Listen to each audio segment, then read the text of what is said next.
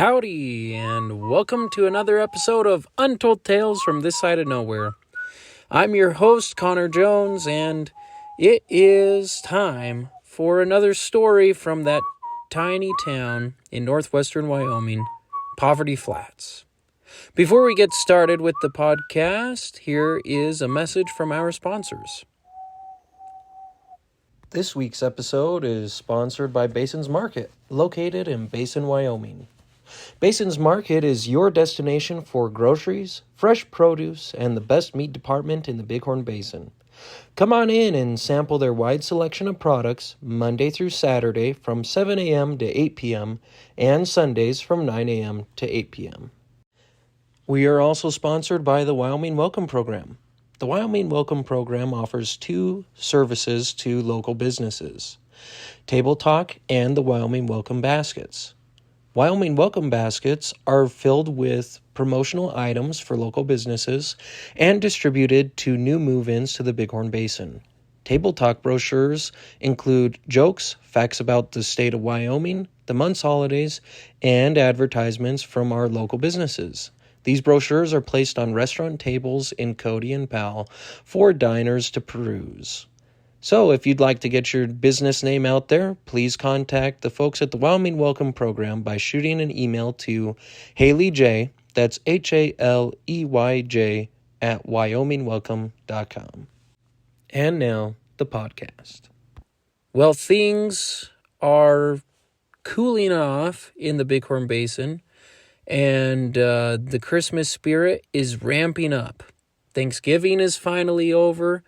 And so my wife has free reign of the radio and the speakers in our house to play Christmas music, and we put up all the decorations. And I'm not a Grinch, but I do like to insist that we wait until after Thanksgiving. So the Christmas season has officially arrived, and tonight we went to the Christmas stroll out in Red Lodge. Shout out to Red Lodge, Montana.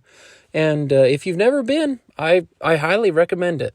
It is really cool. Red Lodge is a neat town, has that old-timey feel, and the carriage ride, well, it's not a carriage, it's kind of a big wagon ride behind some beautiful Belgian horses was a lot of fun. And like I said, I'd recommend it. Boys had a good time, and there's a lot more snow over there in Red Lodge than there is here in Powell. So if you're needing to get into the Christmas spirit, the Red Lodge stroll is the ticket. But I'm here recording late on a Friday night. You'll hear this episode come out on Saturday morning, and I hope it does not disappoint. This is a story that my sister Hallie has been asking me to write for a long time, and it's about time that I share with you the story, If It's Black, It Must Be a Bear. So, here goes. Behind the house, our family, and in large part Dad, built on a sandy hill in Poverty Flats, Wyoming, stood what we kids called the Grove. The grove was just nominally a grove of trees, and was in reality a collection of cottonwoods and Russian olives huddled along a canal bed that was dry during 10 months of the year. But that didn't bother us kids. We loved the grove. While we were building the house, the grove provided an escape for us when we were trying to avoid work, and it was an endless source of adventure games and building materials for the countless forts we constructed. In the spring, leaves would grow on the branches that were still alive, and during the summer, trees would provide shade for us as we played at outlaws and lawmen. In the fall, the leaves on the cottonwoods would change color, turning a brilliant hue of yellow, and during the winter, their bare branches scratched at the gray and freezing sky. Many was the day my oldest sister Candace led the trio of trouble, as my 3 older sisters were widely known, through the grove, which grew very dense with Russian olives in some places. Sometimes the girls would even slow down long enough for my twin brother Fred and I to catch up with them. It wasn't hard to imagine we were lost deep in a forest, especially since none of us had ever been to a real temperate forest. Other days we would set up little huts with loose branches that had fallen from the trees, and build little villages around a clearing. It was a lot of fun, pretending we lived in a small town in the woods, until the wolf spiders hatched and the meadow was overrun with the little buggers. Ah, yes, we loved playing in the grove. When Fred and I got older, we invited friends over to go paintballing in the grove. And, for several years in a row, a pair of red-tailed hawks nested in one of the tallest of the cottonwood trees, building a nest that was nearly 4 feet in width. Eventually, my little sister Annie and my little brother Caldwell were old enough they began tagging along when Fred and I went to the grove. The trio of trouble were too busy with sports and boys and other unimportant things to join us much. So it fell to Fred and I to show Annie and Caldwell the ropes. I remember one fall afternoon after school when Fred and I must have been in 5th or 6th grade, and we were showing Annie and Caldwell the future site of the treehouse, a project we were itching to get to work on. "Here, Annie, can you carry these boards?" I asked, handing a stack of short boards to her. She struggled to hold the bundle of lumber. But when you're 8 years old and your older brothers decide to involve you in their project, you don't complain for fear they'll change their minds about letting you tag along. If you complain, they might not take you to their treehouse after all. "Caldwell, you can carry the saw," Fred said, handing Caldwell the hand saw Dad didn't know we were borrowing. If he didn't want his kids to use his tools, he probably shouldn't have hung them on a pegboard where just about anybody could reach them by climbing onto the freezer. Caldwell was proud to have a role, and he hefted the saw with both hands, doing his best not to let it touch the ground.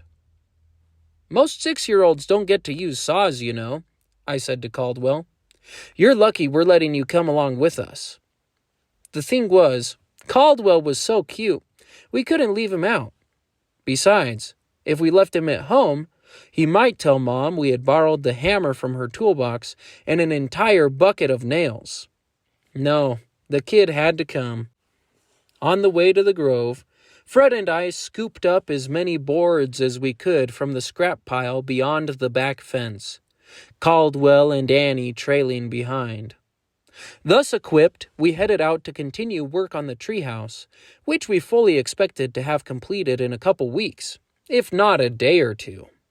As I mentioned, it was fall, and most of the leaves were already gone from the branches of the trees. It was a bit of a trek from the house to the grove, maybe 200 yards, but fully loaded with building supplies, it felt like a quarter mile. "Come on," I said encouragingly to Annie and Caldwell, who was still doing his darndest not to let the saw drag in the dirt. "You guys are doing great." "How much further?" Caldwell asked. "Oh, it's just in the trees up here," I replied, pointing. We wove in and out of sagebrush and rabbit brush, being careful not to step in any cactus, of which there were plenty. "You guys, do you really think we'll be able to sleep overnight in the treehouse when it's done?" Annie panted. "I don't see why not," Fred sniffed authoritatively. "I figure it will be big enough for at least 4 people. "Oh, that sounds great," Annie gushed. In truth, Fred and I had never built anything like the treehouse, and neither had Candace, Beatrice, or Alice. But ever since we got the dangerous book for boys and read the plans for a treehouse, we were determined to build our own. Based on the diagrams in the book, there was nothing to building a treehouse. You just had to set up a sturdy frame for the floor, add the planks, a trapdoor, a couple walls, a window or two, and the roof, and voila, you'd have a treehouse. Or at least that's what we thought. Now we were approaching the grove. On our right ran the old barbed wire fence that divided our land from the isolated tract of BLM land to the north. We could see the neighbor's green barn to the east, and in the distance rose Sheep and Tapman Mountains. Ducking to avoid a branch, Fred led the way across the dry ditch and into the trees. He had Mom's hammer hanging from the loop on the pant leg of his carpenter's jeans, and it bounced against his leg as he walked. On Fred's hip, he wore his trusty Leatherman, as did I. When you are a twin, you tend to get a lot of the same presents on birthdays and for Christmas, and the Leathermans were one such case. The little multi-tool went everywhere with me, and it was the handiest gadget a boy could have. Need some batteries changed? The Leatherman has a screwdriver that can open that battery compartment. Some wire needs cut and twisted? The Leatherman's pliers are equipped with wire cutters that will do the trick. Are there some boys beset by boredom? The Leatherman's knife is sure to provide man and boy with hours of endless entertainment, whittling, cutting, and slicing, not to mention all the great battle scars a boy could need. I'm sure physicians are supportive of Leathermans as well, since they're so good for business. When I reached the dry ditch, I crossed as well, stepping down and then back up. I ducked under a low-hanging tree limb, a collection of boards under one arm, and the bucket of nails in the other hand. Caldwell and Annie trailed along behind, though they didn't have to duck nearly as often as Fred and I. The tree we had selected as the site of the Jones family treehouse was less than a quarter mile from the house, and the best way to reach it was to cross the ditch and weave through some Russian olives until reaching a grassy opening on the edge of the property. From there it was easy to turn north and arrive at the group of cottonwood trees where our elevated bungalow was to be constructed. A large cottonwood, at least 2.5 feet in diameter, supported our early efforts at building a ladder up to the level of the treehouse. It was at the foot of this tree where we stopped. "Here we go," Fred said, dropping his armload of wood with a clatter of boards. "You can set the wood here, Annie." I dropped my wood, and Annie did the same, shaking her little arms to get the feeling back into them. "Is this the tree?" Annie asked, throwing her head back to peer upward at the towering cottonwood. "Sure is," I said proudly. "This is where we're going to build our treehouse. Still got the saw, Caldwell?" I looked around for the youngest of the Jones children. "Caldwell? Where are you, buddy?" He was nowhere to be seen. "I thought he was behind you, Annie," Fred said, concern showing on his face. "He was," Annie said, shrugging. Fred and I retraced our steps, reaching the edge of the grove in a matter of moments and coming out into the large grassy area again. We didn't have to go far to find Caldwell. "Hey, Caldwell, what are you doing, dude?" Fred asked. Caldwell was standing at the edge of the grove, his little 6-year-old arms working the saw back and forth on the branch of a dead tree. A steady zip, zip, zip accompanied his movements. His little brow was furrowed in concentration, and he was actually making pretty good progress. He barely looked up as we approached. "I didn't want anyone to trip on this branch," Caldwell said. "I thought it would help out with the treehouse." "That's a good idea," I said with a grin, even though I was unsure how anyone could trip on the branch in question, since it was at waist height for Fred and I, and chest height for Caldwell. "Here, can I help you?" Fred asked, reaching out for the saw. "No," Caldwell said defensively. "I can do it." Okay, Fred grinned, holding up a pacifying hand. "We'll just be over there by the big cottonwood tree. We will need the saw pretty soon to shorten up some boards for the ladder, okay?" "Okay," Caldwell nodded, and went right back to work. Zip, zip, zip. "He's a good little worker," I commented to Fred as we headed back toward that treehouse. Annie had followed us out to the edge of the trees, and she looked worried. "Did you find him?" she asked. Fred pointed back toward Caldwell, and Annie nodded. Oh, he's just cutting something, huh? Yup, I said. He'll bring the saw over when he's done with that branch. What are we going to do first? Annie asked excitedly. Let's get this ladder built, Fred said. Back at the cottonwood, he stooped to pick up a board that was 1 inch thick and about a foot long. This'll do, he said. I've got the nails here, I said, grabbing a handful and sticking some into one of the pockets on the carpenter jeans I also wore. Fred positioned the first board horizontally on the trunk of the tree, about 2 feet off the ground, and pulled the hammer from its strap on his leg. Got a nail there? He asked, holding out a hand. Yep, I replied, and put one into his palm. I crouched beside Fred to help hold the board as Annie looked on. Can you hold the nail while I get it started?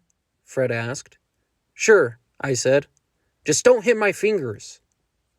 Both of us placed a hand on the board to hold it steady, and I positioned the nail in the center where it would drive through the board into the trunk of the tree. Fred furrowed his brow in concentration and directed a swing toward the head of the nail. Thock! I flinched as the first blow connected with the nail head, driving it in a fraction of an inch. The second blow sank the nail deep enough I didn't have to hold it, and I shifted my right hand to the edge of the board, feeling much safer now that it was out of harm's way. Thock! Thock! Thock! He continued pounding, and the nail sank deeper into the wood, the shaft disappearing as he pounded. Shoot! Rookie mark! He grunted, as one of his blows fell to the left of the nail head, leaving a round dent in the surface of the wood. It's okay, I said. You can't hit the nail on the head every time. Now that the nail was holding my side of the board, and Fred had the other one, I backed up so he could finish driving it. Once it was sunk into the board, I fished another nail out of my pocket. Here, can I do the next one? I asked. Sure, Fred said, offering me the hammer. Just then Caldwell appeared with the saw in one hand and the branch he had sawed off dragging along behind him. Hey, Annie said. Nice work, Caldwell.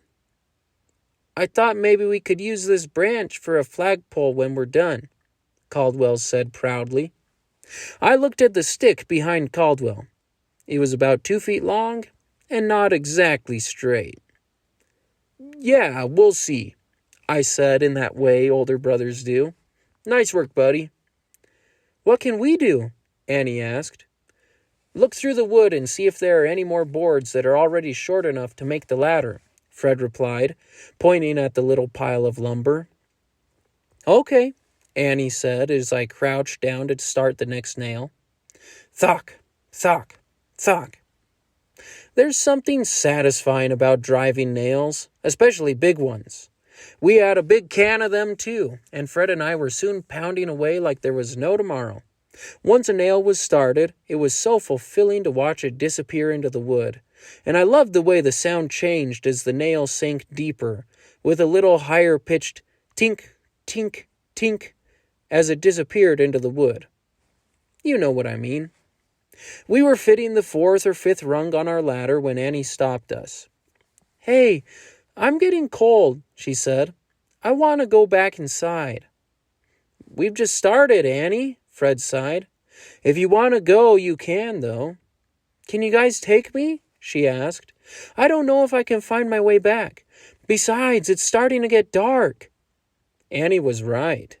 It was now approaching 6 o'clock, and the sun was beginning to sink low on the horizon. Shadows were getting longer, and the trees suddenly loomed larger around us. I want to go home too, Caldwell said, the saw still clasped in one of his little hands. Okay, I grunted, straightening up. But we better take the tools back with us. Dad won't be happy if they don't get put back where they go. I grabbed the bucket of nails and slid the hammer back into its loop on my pants. Fred offered to take the saw from Caldwell, but he insisted he could carry it.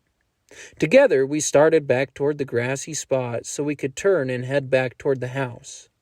As we came out into the trees, we could see the sun, orange to the west. A cloud bank was covering the sun, and it quickly grew darker than it normally would have been at that time of the evening. When we emerged into the clearing, we spooked a crow, which cawed menacingly as it swooped down from a tree and flew off. "Fred, Al, it's kind of scary being out here when it's getting dark," Annie said with a shiver. She grabbed Fred's arm with both hands. "It's no big deal," Fred said. "We'll be home soon." At the edge of the grassy area, we went across through the thickly wooded part of the grove, and once we were surrounded by trees, it got really dark. The branches of dead trees grabbed at our clothes as we passed by, and the rustle of dead leaves under our feet sounded like the crunch of dry bones. An involuntary shiver ran down my spine, and I reached down for Caldwell's hand. Fred and I shared a glance. We weren't scared, just vigilant. My eyes began scanning the woods around us, and my hearing suddenly became acute. I could hear Annie's quick breathing and smell the moldering leaves under the thickest brambles. I suddenly found myself wishing we had brought our dog, Zeke, along with us. Just for an extra set of eyes and a good nose, you know? "Ow, what is that?" Fred suddenly asked, stopping in his tracks. He pointed a shaking finger through the trees, back in the direction we came. "What?" I gasped. "I can't see anything." I strained my eyes in the failing light to see through the branches and trunks of trees in the direction Fred had indicated. For a few tense moments we all stood, peering into the trees. Then I saw it. There was movement, a flash of black, and suddenly a branch snapped. Crack! "What is it?" Annie whimpered. Whatever it was big. The sound of it moving through the trees reached us, and more branches cracked as something big and black and hairy made its way through the trees. "It's a bear," Fred breathed. My blood ran cold. Loud thumping filled my ears, and I recognized it as the sound of my heart pounding. "You think so?" Annie squeaked. "I want to go home," Caldwell whined. "Just back away and get behind me," Fred hissed. Annie and Caldwell scurried behind Fred and I set the nails on the ground so I could reach for my go-to, the Leatherman. With shaking hands, I opened the multi-tool and unfolded the knife. Fred saw what I was doing and followed suit, brandishing his knife in front of him as he shielded Annie. Several yards away in the failing darkness, the bear snorted and broke another branch as it struggled through the dense tangle of trees and brush. I had heard of bears wandering down the Grable River that flows south of Otto, and some people in the community had spotted them in their yards, but I had never known a bear to wander this far out onto Poverty Flats. Animals will go long distances in search of food, though, and with winter approaching, I was sure this bear was hungry. Caldwell's eyes were as wide as dinner plates, and Annie looked to be on the verge of tears. I tightened my grip on my knife and reached down for the bucket of nails. With my heart pounding in my chest, I continued backing away from the bear, Caldwell right behind me. "Is it really a bear?" Caldwell asked anxiously. "Shh," Fred hissed. "I don't think he's hurt us yet." "Do black bears eat people?" Annie asked, her bottom lip trembling as she ducked under a branch. "Only in extreme cases," I replied grimly. "But you're going to be just fine." Suddenly, an image of myself with an arm wrapped around a black bear's neck flashed through my mind. The beast bellowed as I jabbed my knife into its side. "Run!" I yelled to Annie and Caldwell as Fred led them to safety. "Let's get out of here," I said with a gulp, the mental image of bear and knife flashing through my mind. I definitely didn't want to fight a bear. We approached the ditch, the saw now clenched in Fred's fist so Caldwell could run. Branches whipped my face, and Annie scrabbled on the loose sand as she made her way across the ditch in front of me. Caldwell was right behind her. Now we were out of the grove, and we broke into a trot, Annie and Caldwell running to keep up. I threw a glance back over my shoulder, positive a bloodthirsty black bear would be bursting out of the trees behind us. I caught a glimpse of Black, and I saw branches shaking on a Russian olive at the edge of the tree line. "Fred, look!" I yelled, and we all turned to watch. My breath caught in my throat, and I heard Fred gasp beside me. "Here it comes!" Annie shrieked. "Go!" I yelled. "Get to the house!" Fred and I stood our ground as the bear emerged from the trees. It was nearly 5 feet tall and covered entirely in black fur. As we watched in horror, it raised its head and let out not a growl or a roar, but a long moo. "Wait," Annie said, her hands coming to rest on her hips. "Is that a cow?" Sure enough, the bear was a yearling Angus cow. More of a calf, really.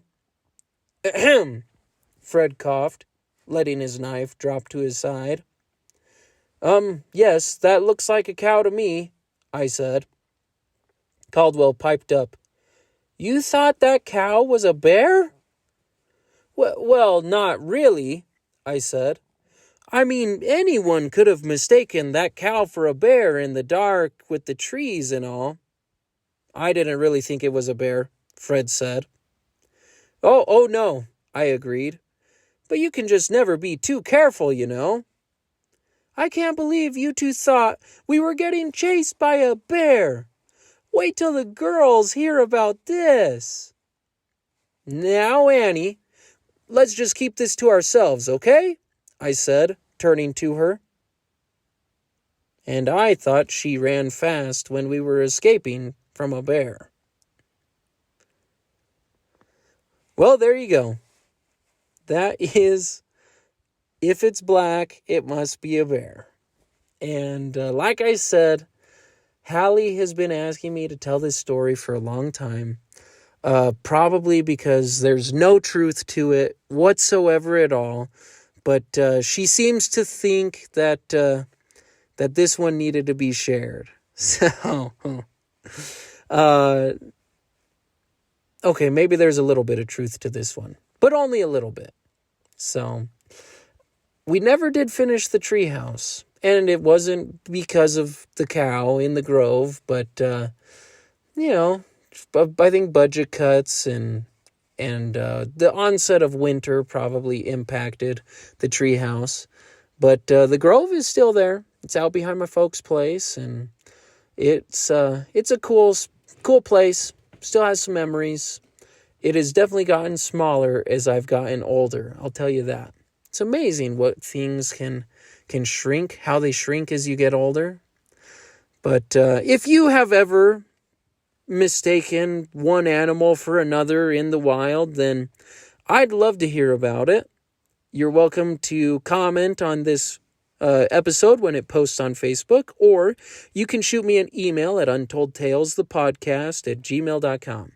And be sure to leave us a rating and a review wherever you get your podcasts, as it will make our show easier to find. It's been a lot of fun sharing this one with you, even at this late hour. I'm finishing up the recording at 11:03 p.m. This Friday night, so hopefully we can sleep in a little bit tomorrow. But it has been a pleasure sharing this story with you. As always, this has been another untold tale from this side of nowhere, where we work twice as hard for half as much and still find time for the important things, like fishing. See you next time, folks.